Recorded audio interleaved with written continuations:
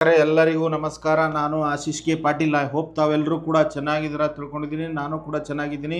ಈಗ ಇವತ್ತಿನ ಒಂದು ವಿಡಿಯೋದ ವಿಷಯ ಏನಪ್ಪ ಅಂದರೆ, ಈಗ ಪ್ರಮುಖ 2 ಹಗರಣಗಳಲ್ಲಿ ಈ ಒಂದು ಗೊಂದಲಕ್ಕೆ ಸಿಕ್ಕಾಕೊಂಡಿರ್ತಕ್ಕಂಥ ಈ ಒಂದು ರಾಜ್ಯ ಸರ್ಕಾರ ಸಿದ್ದರಾಮಯ್ಯನವರು ಈಗ ಒಂದು ಸಚಿವ ಸಂಪುಟ ವಿಸ್ತರಣೆಯಲ್ಲಿ ಕೈ ಹಾಕಲು ಪ್ರಯತ್ನಿಸ್ತಾ ಇದ್ದಾರೆ. AICC ಮೂಲಗಳಿಂದವೂ ಕೂಡ ಒಂದು ಸುದ್ದಿಗಳು ಬರ್ತಾ ಇದ್ದಾವೆ. ಇಲ್ಲಿ ಒಂದು ಸಚಿವ ಸಂಪುಟಕ್ಕೆ ಸರ್ಜರಿ ಆಗುವಂಥ ಎಲ್ಲ ಲಕ್ಷಣಗಳು ಕಾಣ್ತಾ ಇದ್ದಾವೆ. ಯಾವ ಒಂದು ಈಗ ಸಿದ್ದರಾಮಯ್ಯನವರಿಗೆ ಒಂದು ಬಣದಲ್ಲಿ ಆಪ್ತರಾಗಿರ್ತಕ್ಕಂಥ ಒಂದು 2-3 ಸಚಿವರಿದ್ದಾರೆ. ಅವರಿಗೂ ಕೂಡ ಈ ಒಂದು ಸಂಪುಟದಿಂದ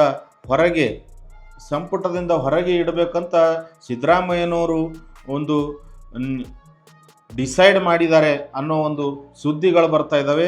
ಅದೇ ರೀತಿಯಾಗಿ ಒಂದು 9 ಸಚಿವರ ವಿರುದ್ಧ ಏನು ದೂರುಗಳಿದ್ದಾವೆ, ಅವರ ಒಂದು ಏನು ಸಮಸ್ಯೆಗಳಿದ್ದಾವೆ, ಆ ಒಂದು ಸಚಿವರು ಯಾತಕ್ಕಾಗಿ ಇವರನ್ನು ಈ ಒಂದು ಸಚಿವ ಸಂಪುಟದಿಂದ ಹೊರಗೆ ಹಾಕಿ ಮತ್ತೆ ಆ ಜಾಗಕ್ಕೆ ಹೊಸಬರನ್ನು ಮತ್ತು ಹಿರಿಯ ಶಾಸಕರನ್ನು ಒಂದು ಸಂಪುಟಕ್ಕೆ ಸೇರಿಸಿಕೊಳ್ಳಲಿಕ್ಕೆ ಈಗ ಸಿದ್ದರಾಮಯ್ಯನವರು ಒಂದು ನಿರ್ಧಾರ ಮಾಡಿದ್ದು ಸ್ಪಷ್ಟವಾದ ಒಂದು ಸುದ್ದಿಗಳು ಬರ್ತಾ ಇದ್ದಾವೆ.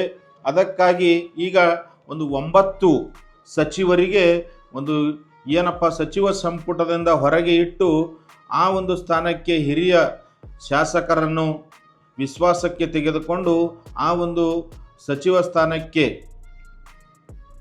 ಅವರನ್ನು ಸೇರಿಸಿಕೊಳ್ಳುವ ಒಂದು ಪ್ರಯತ್ನದಲ್ಲಿ ಸಿದ್ದರಾಮಯ್ಯನವರು ಕೈ ಹಾಕಿದ್ದಾರೆ ಅಂತ ಸ್ಪಷ್ಟವಾದ ಸುದ್ದಿಗಳು ಬರ್ತಾ ಇದ್ದಾವೆ. ಈಗ 9 ಸಚಿವರು ಮತ್ತು ಈಗ ಬಿ ನಾಗೇಂದ್ರ ಅವರು ರಾಜೀನಾಮೆಯನ್ನು ಕೊಟ್ಟಿರ್ತಕ್ಕಂಥ ಒಂದು 10 ಸಚಿವ ಸ್ಥಾನಗಳಿಗೆ ಬೇರೆ ಒಂದು ಹಿರಿಯ ಶಾಸಕರಿಗೆ ವಿಶ್ವಾಸಕ್ಕೆ ತೆಗೆದುಕೊಂಡು ಆ ಸ್ಥಾನವನ್ನು ಅವರಿಗೆ ಆ ಖಾತೆಗಳನ್ನು ಅವರಿಗೆ ಕೊಟ್ಟು ಸೇರಿಸಿಕೊಳ್ಳುವಂಥ ಒಂದು ಪ್ರಯತ್ನಕ್ಕೆ ಕೈ ಹಾಕಿದ್ದಾರೆ ಅನ್ನೋ ಸುದ್ದಿಗಳು ಬರ್ತಾ ಇದ್ದಾವೆ.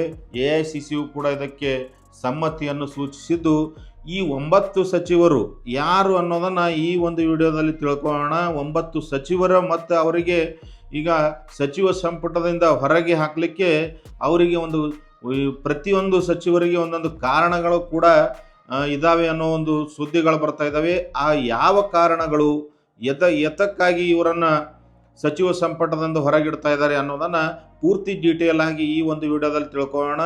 ವೀಕ್ಷಕರೇ, ಇಲ್ಲಿವರೆಗೂ ಏನಾದರೂ ನನ್ನ ಚಾನಲ್ನ ಫಸ್ಟ್ ಟೈಮ್ ನೋಡ್ತಾ ಇದ್ದರೆ ಸಬ್ಸ್ಕ್ರೈಬ್ ಮಾಡ್ಕೊಳ್ಳಿ, ಹಾಗೆ ಬೆಲ್ ಬಟನ್ ಕೂಡ ಒತ್ತೋದನ್ನು ಮರಿಬೇಡಿ. ಈಗಾಗಲೇ ಸಬ್ಸ್ಕ್ರೈಬ್ ಮಾಡಿರ್ತಕ್ಕಂಥ ಎಲ್ಲ ನನ್ನ ಪ್ರೀತಿಯ ಸಬ್ಸ್ಕ್ರೈಬರ್ಗಳಿಗೆ ತುಂಬು ಹೃದಯದ ವಂದನೆಗಳು.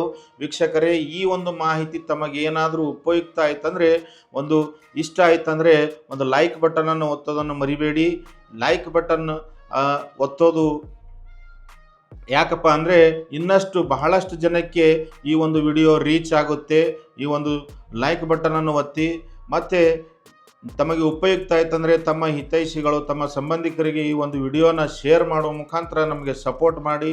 ಬನ್ನಿ ವೀಕ್ಷಕರೇ, ಈ ಒಂದು ಸಚಿವ ಸಂಪುಟದಲ್ಲಿ ಈ ಒಂದು 9 ಸಚಿವರು ಯಾರು ಔಟ್ ಆಗ್ತಾ ಇದ್ದಾರೆ ಮತ್ತು ಆ ಸ್ಥಾನಕ್ಕೆ ಯಾರು ಬರ್ತಾ ಇದ್ದಾರೆ ಅನ್ನೋದನ್ನು ಪೂರ್ತಿ ಡೀಟೇಲ್ ಆಗಿ ಈ ಒಂದು ವಿಡಿಯೋದಲ್ಲಿ ತಿಳ್ಕೊಳ್ಳೋಣ. ಬನ್ನಿ ವೀಕ್ಷಕರೇ.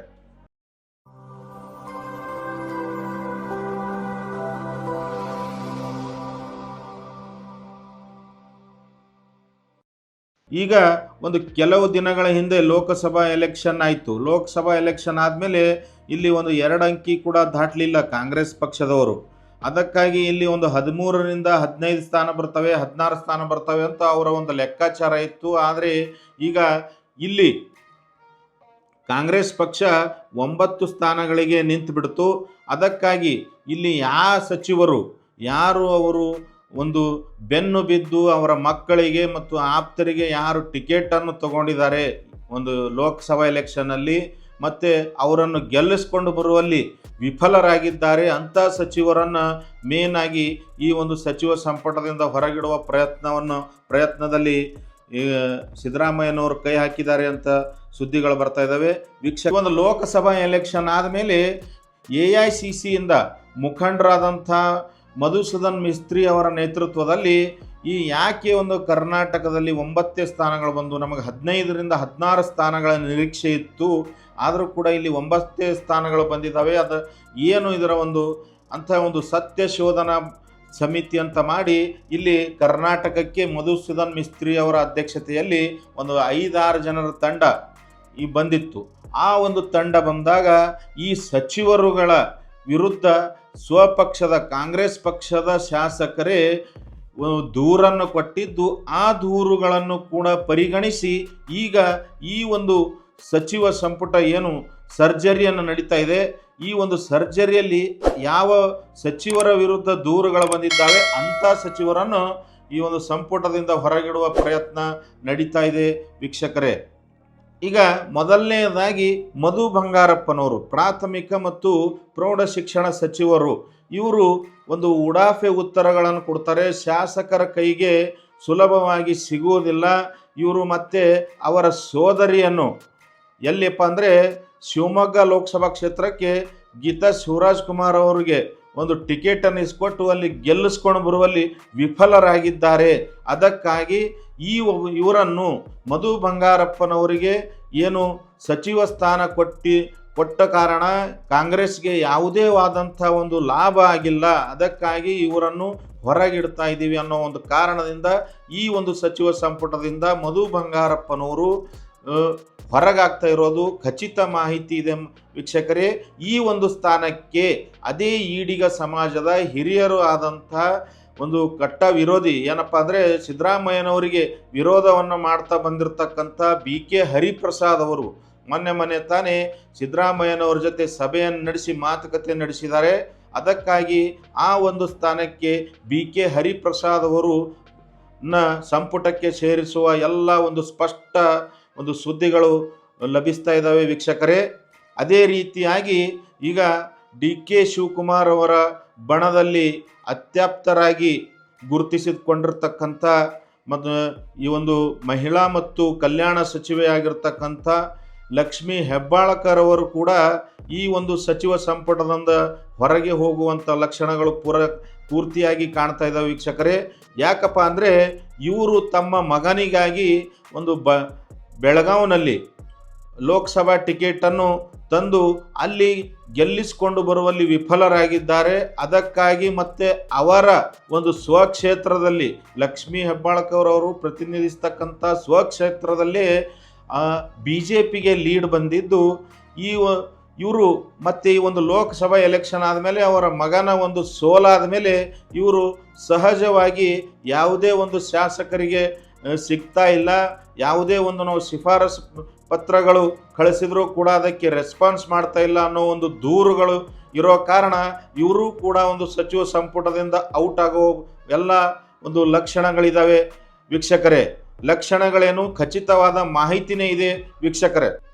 ಈಗ ಆ ಒಂದು ಲಕ್ಷ್ಮೀ ಹೆಬ್ಬಾಳ್ಕರ್ ಅವರಿಂದ ತೆರವಾದಂಥ ಸ್ಥಾನಕ್ಕೆ ಉಮಾಶ್ರೀ ಅವರು ಮಾಜಿ ಸಚಿವೆ ಆಗಿರ್ತಕ್ಕಂಥ ಉಮಾಶ್ರೀ ಅವರನ್ನು ಸೇರಿಸಿಕೊಳ್ಳುವಂಥ ಒಂದು ಸುದ್ದಿಗಳು ಬರ್ತಾ ಇದ್ದಾವೆ. ಆ ಒಂದು ಪ್ರಯತ್ನಕ್ಕೆ ಸಿದ್ದರಾಮಯ್ಯನವರು ಪ್ರಯತ್ನಿಸ್ತಾ ಇದ್ದಾರೆ ಅನ್ನೋ ಒಂದು ಸುದ್ದಿಗಳು ಬರ್ತಾ ಇದ್ದಾವೆ ವೀಕ್ಷಕರೇ. ಈಗ ಕಾಂಗ್ರೆಸ್ನ ಹಿರಿಯ ನಾಯಕರು ಹಾಗೂ ಒಂದು ಆಹಾರ ಮತ್ತು ನಾಗರಿಕ ಸರಬರಾಜು ಇಲಾಖೆಯ ಸಚಿವರಾಗಿರ್ತಕ್ಕಂಥ KH ಮುನಿಯಪ್ಪನವರನ್ನು ಕೂಡ ಈ ಒಂದು ಸಚಿವ ಸಂಪುಟದಿಂದ ಕೈ ಬಿಡುವಂಥ ಒಂದು ಸುದ್ದಿಗಳು ಬರ್ತಾ ಇದ್ದಾವೆ. ಇವರ ಒಂದು ಹಿರಿತನಕ್ಕೆ ಒಂದು ಬೆಲೆಯನ್ನು ಕೊಟ್ಟು ಅವರ ಮಗಳಾದಂಥ ರೂಪಕಲಾ ಶಶಿಧರ್ ಅವರಿಗೆ ಈ ಒಂದು ಸಚಿವ ಸ್ಥಾನವನ್ನು ಕೊಡುವಂಥ ಎಲ್ಲ ಸುದ್ದಿಗಳು ಲಭಿಸ್ತಾ ಇದ್ದಾವೆ ವೀಕ್ಷಕರೇ. ಈಗ ನಾಲ್ಕನೆಯದಾಗಿ ದಿನೇಶ್ ಗುಂಡೂರಾವ್ ಅವರು. ದಿನೇಶ್ ಗುಂಡೂರಾವ್ ಅವರನ್ನು ಯಾಕೆ ಒಂದು ಸಚಿವ ಸಂಪುಟದಿಂದ ಕೈ ಬಿಡ್ತಾ ಇದ್ದಾರೆ ಅಂದರೆ ಇಲ್ಲಿ ಅವರು ಏನು ಈಗ ಒಂದು ಲೋಕಸಭಾ ಎಲೆಕ್ಷನ್ ಆಯ್ತಲ್ಲ, ಆ ಲೋಕಸಭಾ ಎಲೆಕ್ಷನ್ನಲ್ಲಿ PC ಮೋಹನ್ ಅವರಿಗೆ ಇವರು ಸಪೋರ್ಟನ್ನು ಮಾಡ್ತಾ ಇದ್ದಾರೆ. PC ಮೋಹನ್ ಅವರಿಗೆ ಒಂದು ಅಲ್ಲಿ ಇವರು ಬೆಂಗಳೂರು ಸೆಂಟ್ರಲ್ನಲ್ಲಿ ಯಾವಾಗಲೂ ಕೂಡ PC ಮೋಹನ್ ಅವರ ಜೊತೆ ಒಂದು ಹೊಂದಾಣಿಕೆ ಇದೆ ಅನ್ನೋ ಒಂದು ಆರೋಪ ಇದೆ. ಅದಕ್ಕಾಗಿ ಇವರನ್ನು ಕೂಡ ಈ ಒಂದು ಸಚಿವ ಸ್ಥಾನದಿಂದ ಕೈಬಿಟ್ಟು ಆ ಸ್ಥಾನಕ್ಕೆ ಹಿರಿಯರಾದಂಥ ಅದೇ ಬ್ರಾಹ್ಮಣ ಒಂದು ಕಮ್ಯುನಿಟಿಯ ಅವರಾದಂತಹ RV ದೇಶಪಾಂಡೆ ಅವರನ್ನು ಆ ಒಂದು ಸ್ಥಾನಕ್ಕೆ ಸಚಿವ ಸಂಪುಟಕ್ಕೆ ಸೇರಿಸಿಕೊಳ್ಳುವ ಒಂದು ಪ್ರಯತ್ನದಲ್ಲಿ ಸಿದ್ದರಾಮಯ್ಯನವರಿದ್ದಾರೆ ಅನ್ನೋ ಒಂದು ಸುದ್ದಿಗಳು ಲಭಿಸ್ತಾ ಇದ್ದಾವೆ. ಇವೆಲ್ಲವೂ ಖಚಿತ ಮಾಹಿತಿ ಇರೋ ವಿಷಯ ವೀಕ್ಷಕರೇ, ಈಗ ಅದೇ ರೀತಿಯಾಗಿ ಈಗ ಮತ್ತೊಬ್ಬ ಪ್ರಭಾವಿ ಸಚಿವರಾಗಿರ್ತಕ್ಕಂಥ ಒಂದು ಶರಣಬಸಪ್ಪ ದರ್ಶನಾಪುರ್ ಇವರನ್ನು ಕೂಡ ಈ ಒಂದು ಸಚಿವ ಸಂಪುಟದಿಂದ ಕೈ ಬಿಡ್ತಕ್ಕಂಥ ಒಂದು ಸುದ್ದಿಗಳು ಲಭಿಸ್ತಾ ಇದ್ದಾವೆ. ಇವರನ್ನು ಯಾಕಂದರೆ ಇವರ ಒಂದು ಏನಪ್ಪ ಅಂದರೆ ಸುಲಭವಾಗಿ ಯಾರ ಕೈಗೂ ಸಿಗೋದಿಲ್ಲ. ಮತ್ತು ಈ ಒಂದು ಶಾಸಕರಿಗೆ ಏನಾದರೂ ಕೆಲಸ ಇದ್ದರೆ ಶಾಸಕರು ಅವರ ಒಂದು ಕಾಂಗ್ರೆಸ್ ಪಕ್ಷದ ಶಾಸಕರೇ ಈ ಒಂದು ಸತ್ಯಶೋಧನಾ ಸಮಿತಿ ಎದುರು ಒಂದು ದೂರನ್ನು ಕೊಟ್ಟಿರ್ತಕ್ಕಂಥದ್ದು. ಏನಪ್ಪ ಅಂದರೆ ಇವರು ಒಂದು ಸುಲಭವಾಗಿ ಯಾವ ಶಾಸಕರಿಗೂ ಸಿಗೋದಿಲ್ಲ. ಇವರ ಫೋನು ಯಾವಾಗಲೂ ಕೂಡ ನಾಟ್ ರೀಚೇಬಲ್ ಇರುತ್ತೆ. ಅದಕ್ಕಾಗಿ ಇವರನ್ನು ಒಂದು ಸಚಿವ ಸಂಪುಟದಿಂದ ಕೈ ಬಿಡಬೇಕು ಅನ್ನೋ ಒಂದು ದೂರನ್ನು ಇರೋ ಕಾರಣ ಈಗ ಸಿದ್ದರಾಮಯ್ಯನವರು ಇವರನ್ನು ಕೂಡ ಒಂದು ಸಚಿವ ಸಂಪುಟದಿಂದ ಕೈ ಬಿಡ್ತಕ್ಕಂಥ ಸುದ್ದಿಗಳು ಲಭಿಸ್ತಾ ಇದ್ದಾವೆ ವೀಕ್ಷಕರೇ. ಕೊನೆಯದಾಗಿ ಶಿವಾನಂದ ಪಾಟೀಲ್ ಇವರು ಬಾಗಲಕೋಟೆ ಕ್ಷೇತ್ರದಲ್ಲಿ ಅವರ ಮಗಳಿಗಾಗಿ ಒಂದು ಜಿದ್ದಿಗೆ ಬಿದ್ದು ಟಿಕೆಟನ್ನು ತಂದರು. ಆದರೆ ಅಲ್ಲಿ ಗೆಲ್ಲಿಸ್ಕೊಂಡು ಬರುವಲ್ಲಿ ವಿಫಲರಾದರು. ಅದಕ್ಕಾಗಿ ಮತ್ತೆ ಇವರು ಅವರ ಒಂದು ಏನು ಒಂದು ಖಾತೆ ಇದೆ ಆ ಖಾತೆಯಲ್ಲಿ ನಾವು ಏನಾದರೂ ಕೆಲಸ ಕೇಳಿದರೆ ಒಂದು ಉಡಾಫೆ ಉತ್ತರಗಳನ್ನು ಕೊಡ್ತಾರೆ. ಮತ್ತು ಅದೇ ರೀತಿಯಾಗಿ ಒಂದು ಶಾಸಕರ ಕೈಗೆ ಸುಲಭವಾಗಿ ಸಿಗೋದಿಲ್ಲ. ಮತ್ತೆ ಏನೋ ಗುರುತರವಾದಂಥ ಒಂದು ಆರೋಪಗಳಿದ್ದಾವೆ ಅನ್ನೋ ಒಂದು ಸುದ್ದಿ ಇದೆ ಇವರ ಮೇಲೆ. ಎಲ್ಲಿ ಒಂದು ಸತ್ಯಶೋಧನಾ ಸಮಿತಿ ಅಂದರೆ ಅವರ ಶಾಸಕರೇ ಕೊಟ್ಟಿದ್ದಾರೆ ಅನ್ನೋ ಒಂದು ಸುದ್ದಿಗಳಿದ್ದಾವೆ. ಅದಕ್ಕಾಗಿ ಇವರನ್ನು ಕೂಡ ಈ ಒಂದು ಸಚಿವ ಸಂಪುಟದಿಂದ ಕೈ ಬಿಡ್ತಕ್ಕಂಥ ಲಕ್ಷಣಗಳು ಕಾಣ್ತಾ ಇದ್ದಾವೆ ವೀಕ್ಷಕರೇ. ಸಿದ್ದರಾಮಯ್ಯನವರ ಬಣದಲ್ಲಿ ಅತ್ಯಾಪ್ತರಾಗಿ ಪರಮಾಪ್ತರಾಗಿ ಗುರುತಿಸಿಕೊಂಡಿರ್ತಕ್ಕಂಥ ಇವರು ಸಿದ್ದರಾಮಯ್ಯನವರಿಗೆ ಬಹಳ ಆಪ್ತರಾಗಿರ್ತಕ್ಕಂಥ ಈ ಸಚಿವರು ಇವರು ಭೈರತಿ ಸುರೇಶ್ ಅವರನ್ನು ಕೂಡ ಈ ಒಂದು ಸಚಿವ ಸಂಪುಟದಿಂದ ಹೊರಗಿಡ್ತಕ್ಕಂಥದ್ದು ಎಲ್ಲ ಒಂದು ಲಕ್ಷಣಗಳು ಕಾಣ್ತಾ ಇದ್ದಾವೆ ವೀಕ್ಷಕರೇ. ಇವರನ್ನು ಯಾಕೆ ಹೊರಗಿಡ್ತಾ ಇದ್ದಾರೆ ಅಂದರೆ ಇವರು ಈ ಒಂದು ಮೂಢ ಹಗರಣ ಏನಿದೆಯಲ್ಲ ಈ ಮೂಢ ಹಗರಣ ಯಾವಾಗಲೂ ಅಲ್ಲೇ ಈ ಒಂದು ನಿರ್ಲಕ್ಷ್ಯವನ್ನು ತೋರಿದ್ದಾರೆ. ಇವರ ಒಂದು ನಿರ್ಲಕ್ಷ್ಯದಿಂದ ಈ ಒಂದು ಮೂಢ ಹಗರಣ ಈ ಮಟ್ಟಕ್ಕೆ ಬಂದು ನಿಂತಿದೆ ಅನ್ನೋ ಒಂದು ಆರೋಪ ಇದೆ. ಅದರಿಂದ ಅವರು ಒಂದು ಏನು ಸಿದ್ದರಾಮಯ್ಯನವರು ಇವರ ಮೇಲೆ ಒಂದು ಏನೋ ಮುನಿಸ್ಕೊಂಡಂತೆ ಕಾಣಿಸ್ತಾ ಇದೆ. ಇವರಿಂದ ಒಂದು ಅಂತರವನ್ನು ಕಾಯ್ದುಕೊಂಡಿದ್ದಾರೆ ಇತ್ತೀಚಿನ ದಿನಗಳಲ್ಲಿ. ಅದಕ್ಕಾಗಿ ಭೈರತಿ ಸುರೇಶ್ ಅವರನ್ನು ಕೂಡ ಈ ಒಂದು ಸಚಿವ ಸಂಪುಟದಿಂದ ಹೊರಗಿಡುವಂಥ ಒಂದು ಎಲ್ಲ ಸುದ್ದಿಗಳೆಲ್ಲ. ಅದೇ ರೀತಿಯಾಗಿ ಈಗ ಒಂದು ಕೆ ವೆಂಕಟೇಶ್ ಅವರು ಒಂದು ಪಿರಿಯಾಪಟ್ಟಣ ಕ್ಷೇತ್ರದಿಂದ ಇವರು ಪ್ರತಿನಿಧಿಸ್ತಾರೆ. ಇವರ ಒಂದು ಪಶುಸಂಗೋಪನಾ ಸಚಿವರು ಇವರನ್ನು ಕೂಡ ಒಂದು ಸಚಿವ ಸಂಪುಟದಿಂದ ಕೈ ಬಿಡ್ತಕ್ಕಂಥ ಎಲ್ಲ ಲಕ್ಷಣಗಳು ಕಾಣ್ತಾ ಇದ್ದಾವೆ. ಇವರು ಒಂದು ಪ್ರಭಾವಿ ಖಾತೆಯನ್ನು ಹೊಂದರೂ ಕೂಡ ಒಂದು ಕಾಂಗ್ರೆಸ್ ಪಕ್ಷಕ್ಕೆ ಯಾವುದೇ ಇವರ ಒಂದು ಸಚಿವ ಸ್ಥಾನದಿಂದ ಯಾವುದೇ ಒಂದು ಲಾಭಗಳಾಗ್ತಾ ಇಲ್ಲ. ಹಾಗೆ ಶಾಸಕರ ಕೆಲಸಗಳು ಮಾಡಿಕೊಡ್ತಾ ಇಲ್ಲ, ಶಾಸಕರಿಗೆ ಬೇಗ ಸಿಗ್ತಾ ಇಲ್ಲ, ಶಾಸಕರ ಒಂದು ಯಾವುದೇ ಒಂದು ಕೆಲಸಕ್ಕೆ ರೆಸ್ಪಾನ್ಸ್ ಕೂಡ ಮಾಡ್ತಾ ಇಲ್ಲ ಅನ್ನೋ ಒಂದು ದೂರುಗಳಿದ್ದಾವೆ. ಅದಕ್ಕಾಗಿ ಇವರನ್ನು ಕೂಡ ಒಂದು ಸಚಿವ ಸಂಪುಟದಿಂದ ಹೊರಗಿಡ್ತಕ್ಕಂಥ ಪೂರ್ತಿಯಾದ ಲಕ್ಷಣಗಳು ಕಾಣ್ತಾ ಇದ್ದಾವೆ ವೀಕ್ಷಕರೇ. ಈಗ ಕೊನೆಯದಾಗಿ ಚಿತ್ರದುರ್ಗ ಜಿಲ್ಲೆಯ ಉಸ್ತುವಾರಿ ಸಚಿವರಾಗಿರ್ತಕ್ಕಂಥ ಹಾಗೂ ಹಿರಿಯೂರಿನ ಶಾಸಕರಾಗಿರ್ತಕ್ಕಂಥ ಡಿ ಸುಧಾಕರ್ ಅವರನ್ನು ಕೂಡ ಈ ಒಂದು ಸಚಿವ ಸಂಪುಟದಿಂದ ಹೊರಗಿಡ್ತಕ್ಕಂಥ ಎಲ್ಲ ಲಕ್ಷಣಗಳು ಕಾಣ್ತಾ ಇದ್ದಾವೆ ವೀಕ್ಷಕರೇ. ಅವರನ್ನು ಯಾಕೆ ಸಚಿವ ಸಂಪುಟದಿಂದ ಕೈ ಬಿಡ್ತಾ ಇದ್ದಾರೆ ಅಂದರೆ ಇಲ್ಲಿ ಚಿತ್ರದುರ್ಗ ಜಿಲ್ಲೆಯಲ್ಲಿ ಈಗ ಲೋಕಸಭಾ ಕ್ಷೇತ್ರದಲ್ಲಿ ಗೋವಿಂದ ಕಾರಜೋಳ ಅವರಿಗೆ ಅಲ್ಲಿ ಒಂದು ಬಿಜೆಪಿ ಲೀಡ್ ಬರಲಿಕ್ಕೆ ಇವರ ಒಂದು ನಿರ್ಲಕ್ಷ್ಯ ಕಾರಣ. ಹಾಗೆ ಇವರು ಕೂಡ ಏನು ಅವರ ಒಂದು ಖಾತೆಯಲ್ಲಿ ಯಾವುದೇ ಒಂದು ಕೆಲಸಕ್ಕೆ ಶಾಸಕರಿಗೆ ಸರಿಯಾದ ಒಂದು ರೆಸ್ಪಾನ್ಸನ್ನು ಮಾಡಲ್ಲ. ಅದಕ್ಕಾಗಿ ಇವರನ್ನು ಕೂಡ ಕೆಲಸದಲ್ಲಿ ಅಷ್ಟು ಪ್ರಗತಿಯನ್ನು ತೋರಿಸಿಲ್ಲ ಅನ್ನೋ ಕಾರಣಕ್ಕಾಗಿ ಇವರನ್ನು ಕೂಡ ಈ ಒಂದು ಸಚಿವ ಸಂಪುಟದಿಂದ ಹೊರಗಿಡ್ತಾ ಇದ್ದಾರೆ ವೀಕ್ಷಕರೇ. ಇವರಿಗೂ ನೋಡೋದ್ರಲ್ಲ, ಈಗ ಈ ಒಂದು ಸಚಿವ ಸಂಪುಟ ಸರ್ಜರಿಗೆ ಯಾವಾಗ ಕೈ ಹಾಕ್ತಾರೆ ಸಿದ್ದರಾಮಯ್ಯನವರು ಅಂದರೆ ಈಗ ಎಲ್ಲವೂ ಕೂಡ ಒಂದು AICCಯಿಂದ ಸಮ್ಮತಿ ಬಂದಿದ್ದು ಇಲ್ಲಿಯೂ ಕೂಡ ಎಲ್ಲ ನಾಯಕರ ಜೊತೆ ಚರ್ಚಿಸಿ ಈಗ ಏನು ಮೈಸೂರಿನಲ್ಲಿ ಜನಾಂದೋಲನ ನಡೀತಾ ಇದೆ, ಇವತ್ತು ಇದು ಆದಮೇಲೆ ಈಗ ಪ್ರತಿಪಕ್ಷಗಳನ್ನು ನಡೆಸ್ತಕ್ಕಂಥ ಏನು ಪಾದಯಾತ್ರೆ ಇದೆ, ಈಗ ಇದು ಎಲ್ಲವೂ ಆದಮೇಲೆ ಮುಂದೆ ಒಂದು 2-3 ದಿವಸದಲ್ಲಿ ಈ ಒಂದು ಸಚಿವ ಸಂಪುಟ ಸರ್ಜರಿ ನಡೆಯುತ್ತೆ. ಅದರಲ್ಲಿ ಈಗ ನಾವು ಹೇಳಿರ್ತಕ್ಕಂಥ ಈ ಸಚಿವರನ್ನು ಕೈ ಬಿಡ್ತಕ್ಕಂಥ ಎಲ್ಲ ಲಕ್ಷಣಗಳು ಕಾಣಿಸ್ತಾ ಇದ್ದಾವೆ ಹಾಗೂ ಖಚಿತವಾದ ಸುದ್ದಿನೂ ಕೂಡ ಲಭಿಸ್ತಾ ಇದೆ. ಅದಕ್ಕಾಗಿ ವೀಕ್ಷಕರೇ, ಈ ಒಂದು ಮಾಹಿತಿ ತಮಗೆ ಹೇಗೆ ಅನ್ನಿಸ್ತು ಅನ್ನೋದನ್ನು ಕಮೆಂಟ್ ಮೂಲಕ ತಿಳಿಸಿ. ಯಾವ ಸಚಿವರಿಗೆ ಈ ಒಂದು ಸಂಪುಟದಿಂದ ಕೈ ಬಿಟ್ಟರೆ ಒಳ್ಳೆಯದು, ಯಾವ ಶಾಸಕರನ್ನು ಸಂಪುಟದಲ್ಲಿ ಸೇರಿಸ್ಕೊಂಡ್ರೆ ಒಳ್ಳೆಯದು ಅನ್ನೋದನ್ನು ತಾವು ಕಮೆಂಟ್ ಮೂಲಕ ತಮ್ಮ ಅನಿಸಿಕೆಯನ್ನು ತಿಳಿಸಿ ವೀಕ್ಷಕರೇ. ಇದೇ ರೀತಿಯಾಗಿ ಒಳ್ಳೊಳ್ಳೆ ಮಾಹಿತಿಗಳು ನನ್ನ ಚಾನಲ್ನಲ್ಲಿ ಬರ್ತಾ ಇರ್ತವೆ.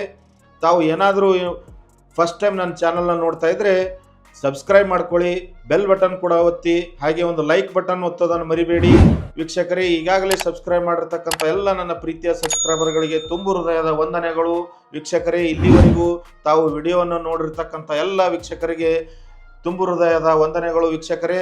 ಮತ್ತೆ ಸಿಗೋಣ ಮುಂದಿನ ವಿಡಿಯೋದಲ್ಲಿ. ಹೀಗೆ ತಮಗೆ ಉಪಯುಕ್ತವಾದಂಥ ಮಾಹಿತಿಗಳನ್ನು ಈ ಒಂದು ಆಶೀಶ್ ಕೆ ಪಾಟೀಲ್ ಚಾನಲ್ನಲ್ಲಿ ಬರ್ತಾ ಇರ್ತವೆ. ಅಲ್ಲಿವರೆಗೂ ಎಲ್ಲರಿಗೂ ಶುಭವಾಗಲಿ. ನಮಸ್ಕಾರ.